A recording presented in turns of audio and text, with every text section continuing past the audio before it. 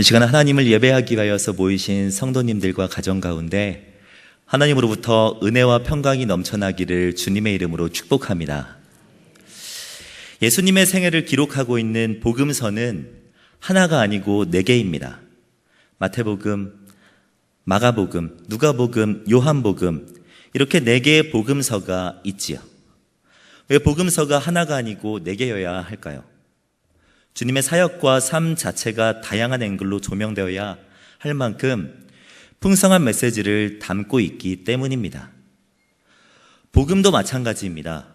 복음 역시 가지고 있는 부유함과 풍성함을 단어 하나로 충분히 담아내지 못합니다. 그렇기 때문에 갈라디아서는 복음을 다양한 앵글로서 우리에게 가르쳐주고 있지요. 우리가 계속해서 갈라디아서 말씀을 나누고 있는데요. 갈라디아서 1장에서는 복음이 무엇이었습니까? 은혜와 평강이었습니다. 자격이 없는 자들에게 거저주시는 귀한 선물, 은혜로서의 복음이었습니다. 2장에서는 하나님의 은혜를 믿음으로 의롭다함을 받는다는 이 이신칭의, 이것이 바로 복음이라고 말을 하였죠.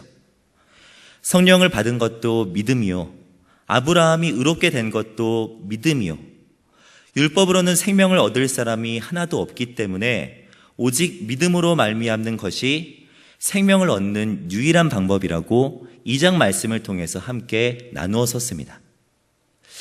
이번 장에서도 복음을 또 다른 형태로 설명하고 있습니다. 그것은 바로 약속이라는 형태로 복음을 설명하고 있지요.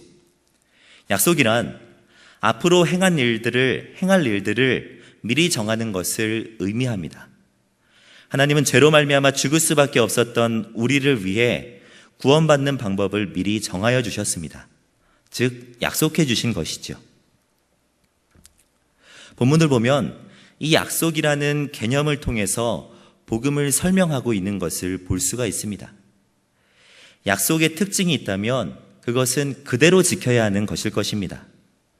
바울도 본론으로 들어가기 앞서서 이 점을 설명하고 있는데요.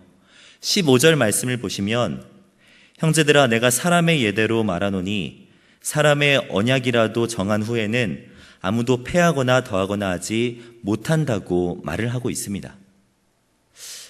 여기서 말하는 언약은 유언이라고 번역할 수도 있습니다. 유언장을 기록할 때에는 일반적으로 내용을 적은 이후에 공증을 받게 되어 있습니다. 공증을 받은 이후에는 유언장을 적은 당사자 외에는 누구도 그 내용을 수정하거나 할 수 없게 되는 것이죠. 하나님께서 우리에게 주신 약속 또한 하나님 외에는 어느 누구도 고칠 수가 없습니다. 그러나 하나님은 고칠 이유가 없으시죠. 왜냐하면 하나님은 실수하지 않으시는 분이기 때문입니다. 그분께서는 약속을 주시면 그 약속은 참된 것입니다. 사람의 유언도 아무나 고칠 수 없는데 하물며 하나님의 약속을 고칠 수가 있겠습니까? 그럴 수가 없는 것이죠. 그렇다면 하나님의 약속은 무엇입니까? 하나님의 약속은 오직 예수 그리스도입니다. 본문 16절 말씀을 보시면 이 약속들은 아브라함과 그 자손에게 말씀하신 것인데 여럿을 가리켜 그 자손들이라 하지 아니하시고 오직 한 사람을 가리켜 내 자손이라 하셨으니 곧 그리스도라라고 말을 하고 있습니다.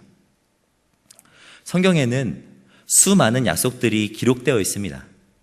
그렇기 때문에 성경을 가리켜서 우리는 약속의 책이라고 칭하기도 하지요. 성경을 둘로 구분하여 구약과 신약이라고 부르는데 이는 구약은 옛 약속을, 신약은 새로운 약속을 담고 있기 때문인 것입니다. 그런데 바울은 성경에 나오는 이 수많은 약속들이 자손들이 아니라 오직 한 사람, 곧 그리스도를 가리키고 있는 것이라고 설명하고 있습니다. 성경에서 약속이 제일 먼저 시작된 곳은 어디일까요?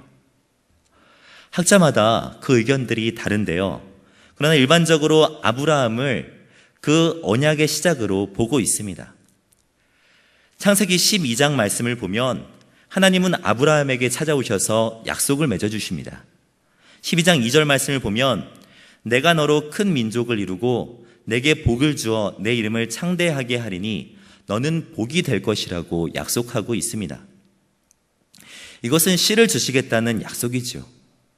당시 아들이 없었던 아브라함에게 하나님은 자손을 주시겠다고 약속해 주신 것입니다. 그리고 이 약속은 이삭과 야곱, 더 나아가 야곱의 아들 중에서 유다를 통해서 이어지게 됩니다. 그리고 성경을 보면 이 씨에 대한 약속은 다윗에게 계속해서 이어지는 것을 볼 수가 있습니다.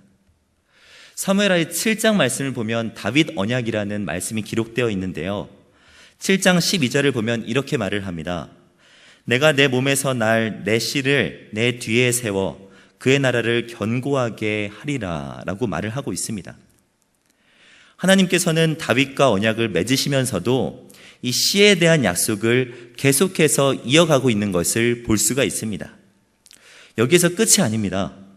이사야서의 말씀을 보면 이새의 줄기에서 한 싹이 나며 그 뿌리에서 한 가지가 나서 결실할 것이요 그의 위에 여호와의 영 곧 지혜와 총명의 영이요 모략과 재능의 영이요 지식과 여호와를 경외하는 영이 강림하실 것이라고 예언하고 있습니다.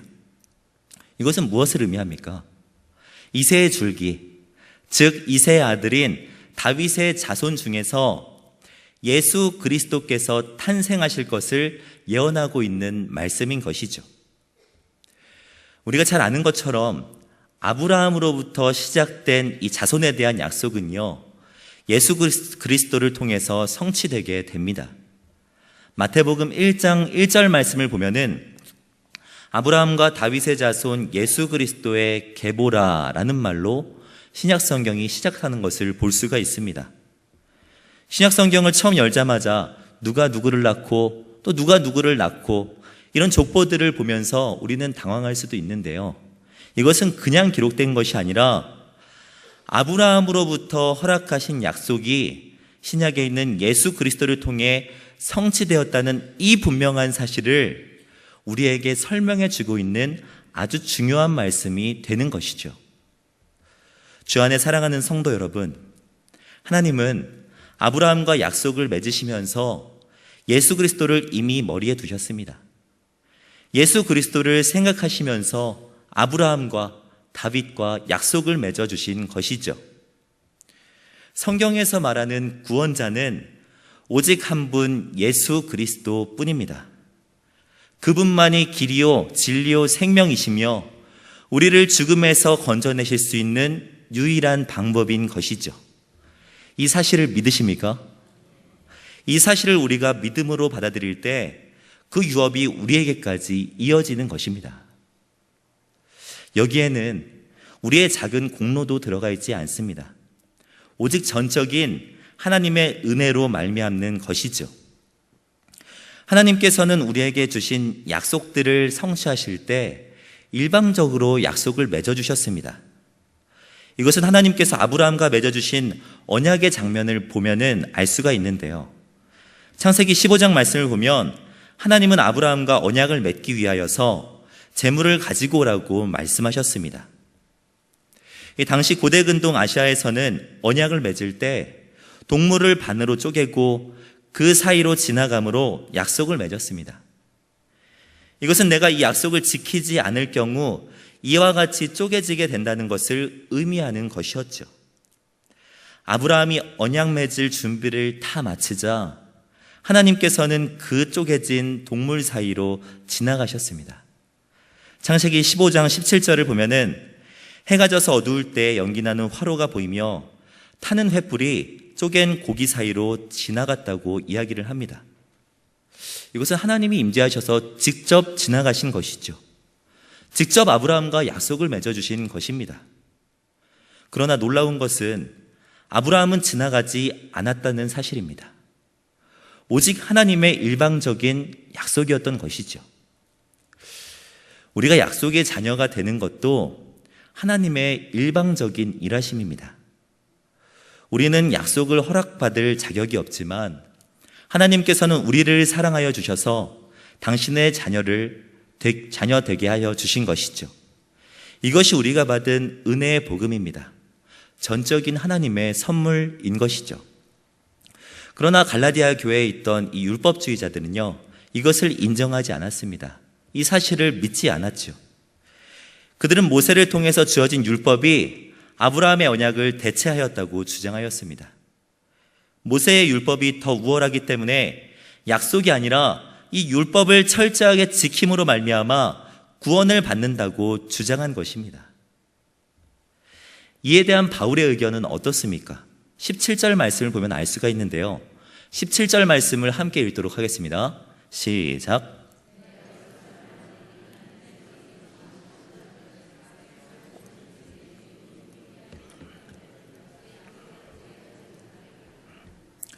무슨 말입니까?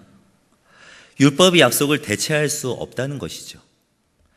바울은 그 근거로 모세의 율법보다 아브라함의 약속이 430년 앞서다는 것을 제시합니다. 모세를 통하여서 율법이 허락되기 430년 전 아브라함을 통해서 하나님께서는 약속을 맺어주셨기 때문에 이 약속은 폐지되거나 무효화될 수 없다고 말을 하고 있는 것이죠.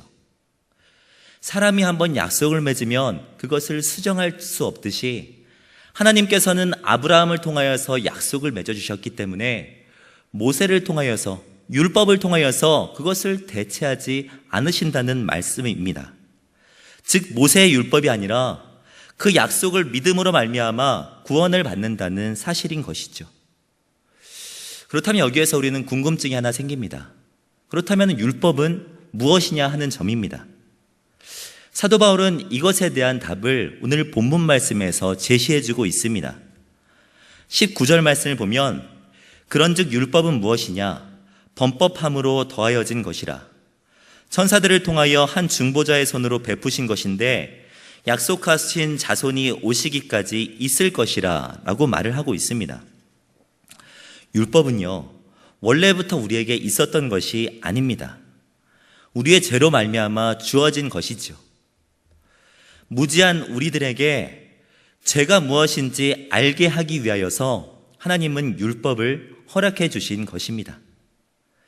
그렇기 때문에 칼빈은요, 이 율법을 가리켜서 거울과 같다고 말을 하였습니다. 얼굴에 이 지저분한 것이 묻었을 때 거울을 통해서 자신을 봅니다. 그리고 지저분한 것이 묻었다는 것을 확인하게 되지요. 이처럼 율법은 나의 행동이 하나님 앞에서 지저분한 것인지를 알게 해주는 거울과 같은 기능을 한다는 것입니다. 로마서 7장 7절 말씀을 보시면요, 그런즉 우리가 무슨 말을 하리요? 율법이 죄냐? 그럴 수 없느니라. 율법으로 말미암지 않고는 내가 죄를 알지 못하였으니 곧 율법이 탐내지 말라 하지 아니하였더라면 내가 탐심을 알지 못하였으리라 라고 말을 하고 있습니다. 우리는요, 스스로를 위안하는 습관을 가지고 있습니다. 그래서 살아가면서 이 정도면 나는 괜찮다라고 생각할 때가 많이 있죠.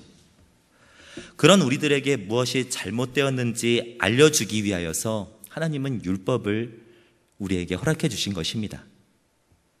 그렇기 때문에 율법을 가리켜서 하나님 백성의 지침서라고 말을 할 수 있는 것이죠.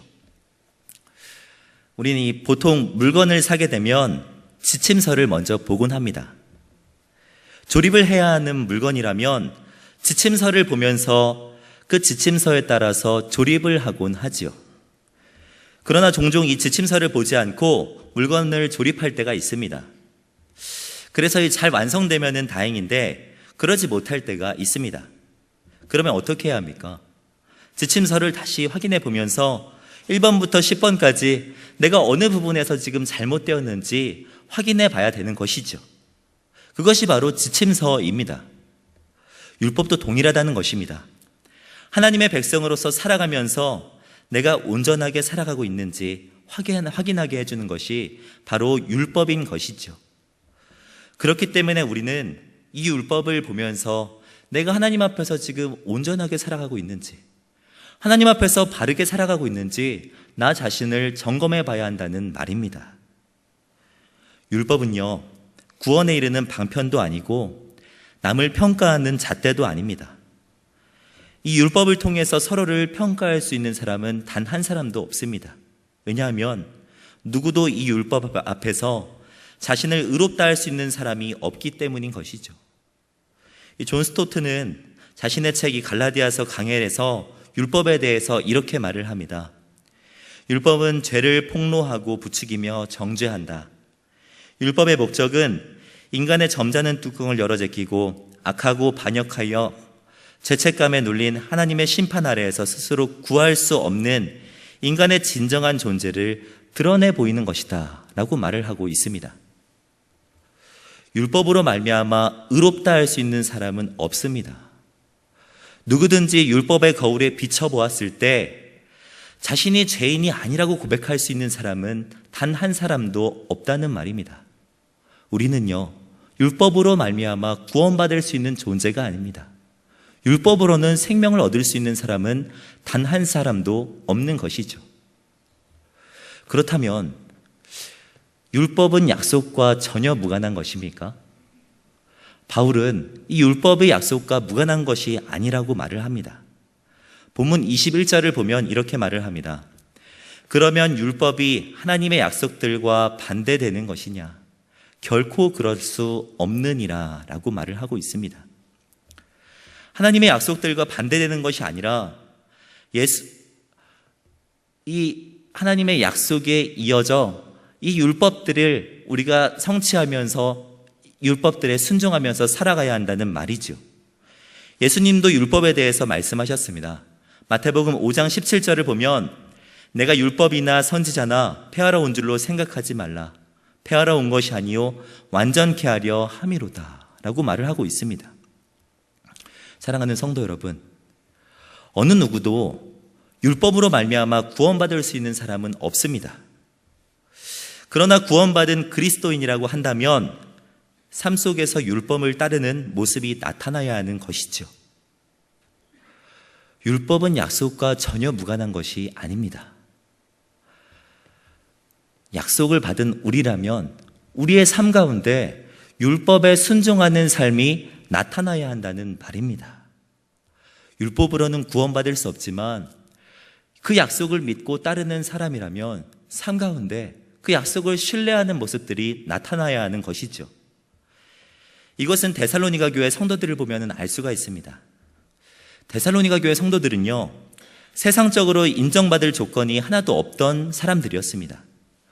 오히려 온갖 핍박들을 경험하면서 모든 것들을 다 잃었던 사람들이 데살로니가 교회 성도들이었죠. 그러나 그들이 복음의 능력을 경험하였을 때 어떠한 일이 일어납니까? 데살로니가전서 1장 3절을 보면 너희의 믿음의 역사와 사랑의 수고와 우리 주 예수 그리스도에 대한 소망의 인내를 우리 하나님 앞에 끊임없이 기억하게 되었다고 말을 하고 있습니다. 아무것도 없을지라도 믿음의 역사, 사랑으로 말미암는 그 수고함, 예수 그리스도를 바라보면서 소망을 가지고 살아가는 그 모습들이 수많은 사람들에게 나타났다는 것이죠. 이러한 복음이 우리에게도 있어야 하지 않겠습니까? 세상은 우리에게 말을 합니다. 복음이 진짜라는 것을 너희들의 삶으로 보여달라고 말입니다. 입이 아닌 삶으로 복음을 살아내는 모습이 우리에게 있어야 한다는 것이죠. 설교를 준비하면서 한 글을 보게 되었는데요. 한국교회 강단에서 이 갈라디아서를 잘 설교하지 않는다는 글이었습니다. 갈라디아서 말씀을 보면은 1장부터 6장까지 오직 믿음으로 말미암아 구원받는다는 이 진리를 가르칩니다. 율법주의에 빠져 있었던 이 갈라디아 교회 성도들을 향하여서 율법주의는 잘못된 것이다. 오직 믿음으로 말미암아 구원받는다는 이 진리에 대해서 가르치죠. 그런데요, 이 길을 보면요, 요즘 성도들은 율법주의는 고사하고 삶 속에서 율법에 순종하는 모습들조차 전혀 나타나지 않는다고 말을 합니다. 오히려 율법주의적인 모습들이라도 좀 우리의 삶 속에서 보였으면 한다는 마음에 갈라디아서 설교를 잘 하지 않는다는 것을 본 적이 있습니다. 안타까운 상황 아닙니까? 혹 자는요, 이러한 현상이 한국교회가 오직 믿음만을 강조했기 때문에 이런 일들이 일어났다고 말을 합니다. 그런데 이것은 옳은 말이 아닙니다. 오직 믿음만을 강조했기 때문이 아니라요, 믿음을 잘못 가르쳤기 때문인 것이죠. 바른 믿음은요, 삶으로 나타나는 것입니다. 내 안에 바른 복음을 소유했다면 우리의 모습으로 나타나게 되는 것이죠.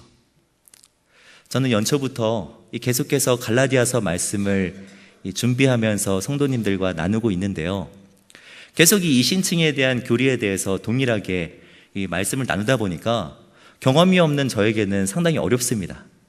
그래가지고 이 본문을 좀 갈라디아서 말고 다른 곳으로 좀 잡아볼까 하는 그런 생각도 드는데요, 그럼에도 불구하고 제가 포기하지 않고 이 갈라디아서를 끝까지 붙들고 가는 이유가 무엇인 줄 아십니까? 이 갈라디아서 안에 있는 이 복음만이 우리 한국교회의 해답이 되기 때문입니다.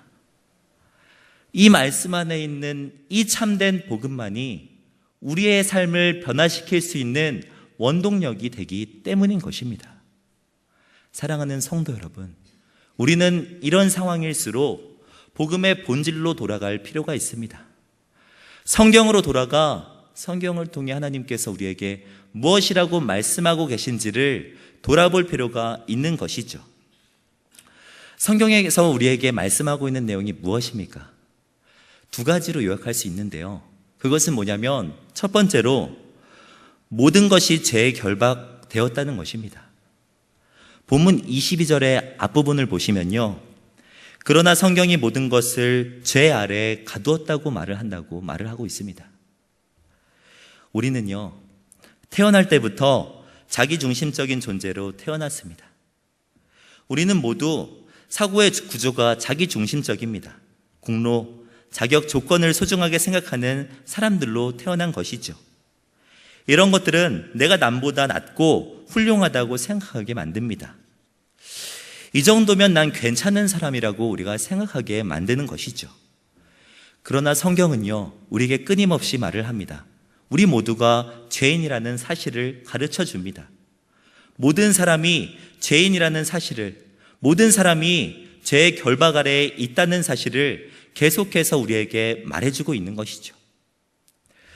구약에 있는 시편 14편 3절을 보면요, 선을 행하는 자가 없으니 하나도 없다고 말을 합니다.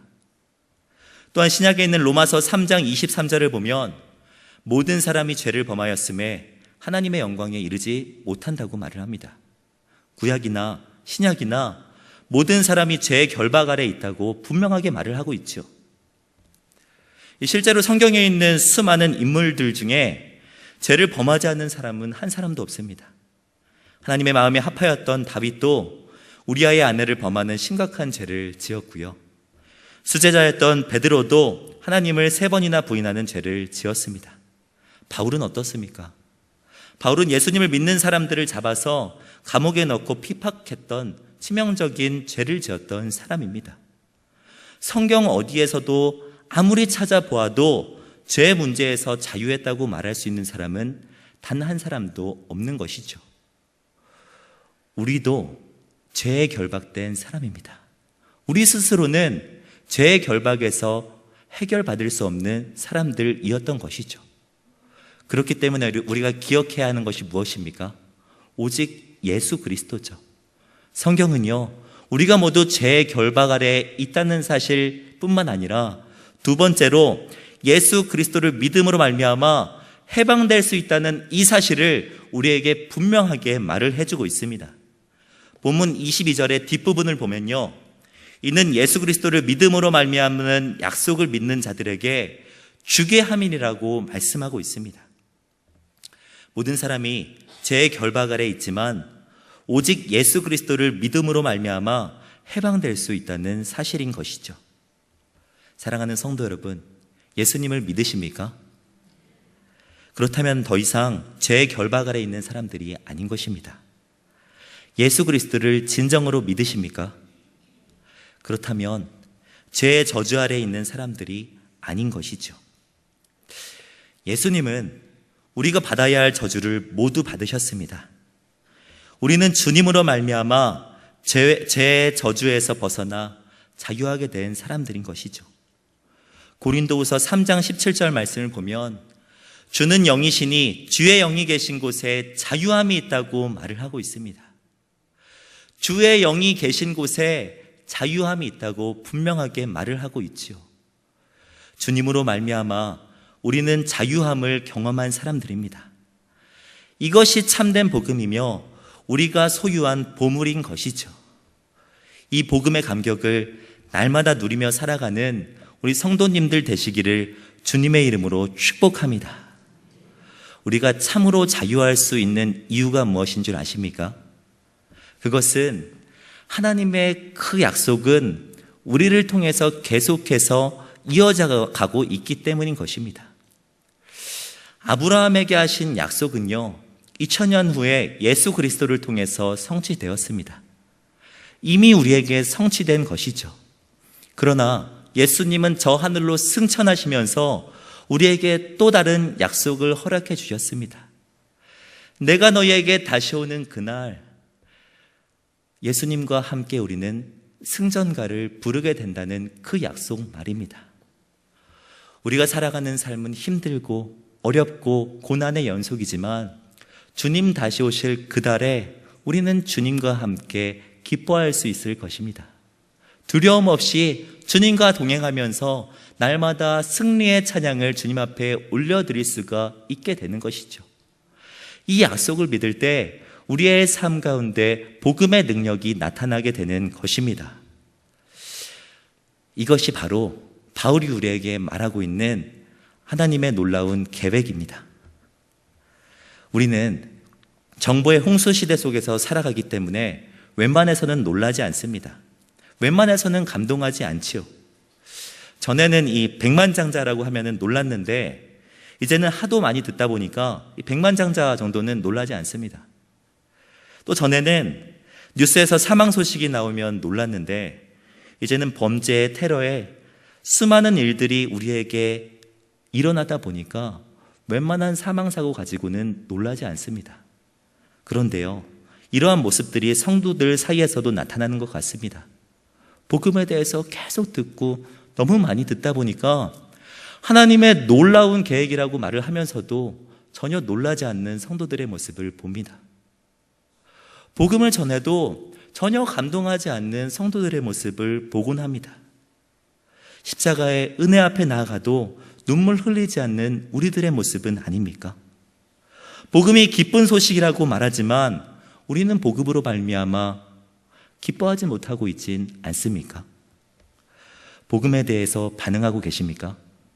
정보의 홍수송에 빠진 이들처럼 냉랭해져 있는 우리들의 모습은 아닙니까? 내 안에 신앙이 냉랭해졌을 때 해결 방법은 무엇입니까? 하나님이 인도하고 계시는 그 흐름을 이해하는 것입니다. 우리는 냉랭해져 있는 이 마음을 해결하기 위하여서 하나님의 인도하심을 다시 바라보아야 합니다. 운동 경기를 할 때 답답할 정도로 이 경기가 안 풀릴 때 경기의 흐름을 보아야 한다고 말을 합니다. 또 영어를 잘 하기 위해서는 단어 하나하나가 아니라 문장 전체를 보는 눈이 있어야 된다고 말을 합니다. 우리의 신앙생활도 그렇습니다. 말씀 하나하나 중요하지 않은 말씀 단 하나도 없지만 우리는 성경의 큰 그림을 볼 필요가 있습니다. 사도 바울은 큰 그림을 볼 줄 아는 사람이었습니다. 엄청나게 넓은 시야로 아브라함과 모세, 예수 그리스도를 결합하였습니다. 본문에서 7절밖에 되지 않는 말씀이지만 이 말씀 안에서 약속대로 성취하시는 하나님 아버지를 바라봤다는 말입니다. 사랑하는 성도 여러분, 우리도 큰 그림을 보아야 합니다.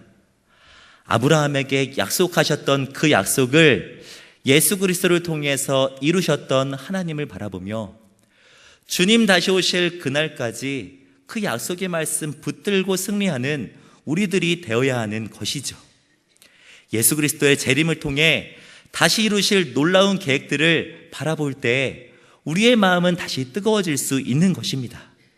그 믿음 안에 살아갈 때 우리 안에는 산소망이 생기게 되는 것이죠. 주님의 이 약속을 믿으시기를 부탁드립니다. 약속을 성취하셨던 주님께서 주님의 날에 이루실 것이라는 분명한 믿음을 가지고 어떠한 상황 가운데에서도 믿음으로 승리하며 살아가시는 복된 인생 되시기를 주님의 이름으로 축복합니다. 기도하겠습니다. 살아계셔서 역사하시는 하나님, 우리를 복음과 진리로 자유하게 하여 주신 것 감사드립니다. 아브라함과 이삭과 야곱의 하나님께서 나의 하나님이 되어주신 것 감사드립니다. 날마다 하나님의 역사를 바라보며 살아가게 하여 주시옵고 신실하신 주님 안에서 살아가는 우리들 되게 하여 주시옵소서. 주님의 약속하신 말씀 믿고 다시 오실 그날까지 승리하며 살아가는 우리들 되게 하여 주시옵소서. 감사드리며 우리를 구원하신 주 예수 그리스도의 이름으로 기도드립니다.